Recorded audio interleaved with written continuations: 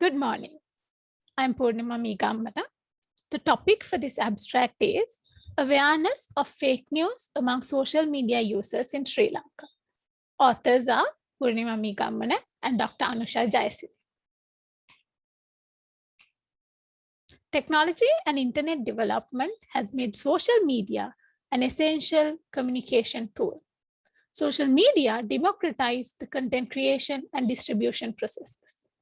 This created opportunities for bad actors to distribute false and misleading information disguised as news. Alex Guilford defines fake news as deliberate presentation of typically false or misleading claims as news, where claims are misleading by design.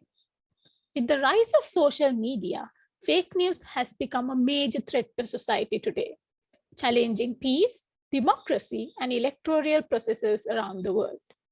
The threat is amplified by users sharing and resharing fake news.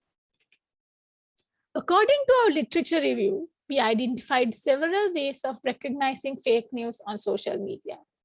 Paying attention to the source, URL, and website is important. Paying attention to the headline and content is also important. Fake news often tries to push a certain viewpoint by evoking extreme emotions. If it's a legitimate story, it's likely to have quotes from experts in the field. The author. Fake news often does not mention an author. If the author is mentioned, the user can check if the author is a trusted author or check their other work to identify bias. Images can be digitally manipulated. Old images can be used with unrelated stories. Here, I've given an example of old images being used to mislead the public about 2021 teacher-principal protests. Paying attention to the comments. Paying attention to the comments is important, as sometimes the users who identifies the news as fake comments about it. If multiple established organizations are reporting the story, it's likely to be a legitimate story. Users can also use fact-checking websites to recognize if the news is a fake news. The objective of this research is to understand Sri Lankan social media users' awareness of recognizing fake news. Methodology. The research used a quantitative research methodology to collect data. The data was collected using a questionnaire with demographic, multiple choice, and open-ended questions among Sri Lankan social media users. The data was compared using statistical mean value. According to our research findings, the most popular social media was Facebook and WhatsApp. 95% of the participants use social media multiple times a day. 98% of the social media users have heard the term fake news. And 91% stated that they have encountered fake news on social media. They have encountered fake news on social media as rumors, unbelievable offers, misleading or fabricated news, emotional or outrage-provoking news, political news, and medical news.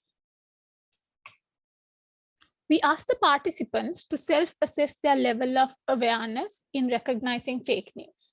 Then we asked the participants about ways they use to recognize fake news on social media. According to the results, 15% felt they have lower awareness. 53% felt they have moderate awareness. 32% felt they have a good awareness. However, out of the 53% assessment of moderate awareness, only 4% stated reliable ways of identifying fake news. Out of the 32% assessment of good awareness, only 6% stated reliable ways of recognizing fake news. Overall, when recognizing fake news, 89% showed bias and unreliable ways of recognizing fake news. Out of that, 89%, 85% self-assess themselves as having moderate or good awareness of recognizing fake news on social media. Therefore, a majority of the social media users think they have awareness of recognizing fake news, but they rely on biased and unreliable ways to recognize fake news.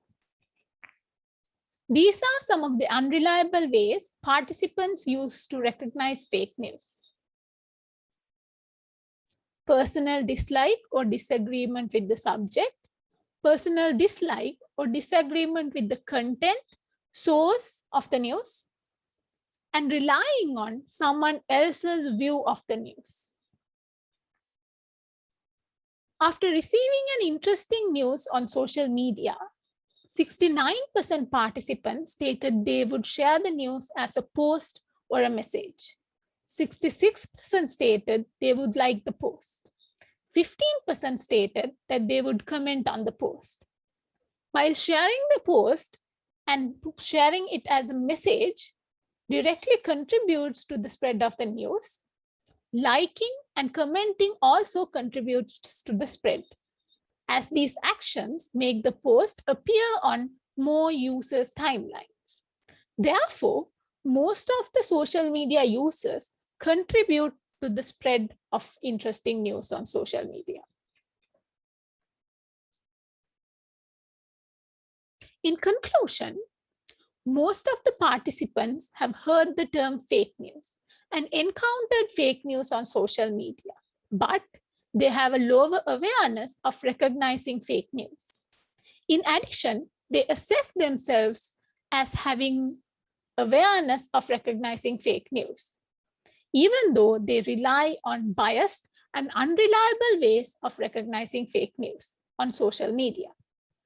When considering this with the data on how participants share interesting news on social media, there is a high probability these users are contributing to the spread of fake news without understanding that they are spreading fake news. This behavior speeds up the process of fake news distribution, which could lead to inciting violence, creating mistrust, and challenging peace in society. There have been many efforts and discourse to contain the spread of fake news by enforcing existing laws and bringing new regulation. However, it's observed that this approach has not been effective considering the large audience engaged in sharing fake news and its uncontrollable viral nature. In addition to fact-checking and flagging fake news on social media, user education is essential to reduce the spread. In the future, the authors plan to propose a learning tool to increase social media users' awareness of recognizing fake news. Thank you.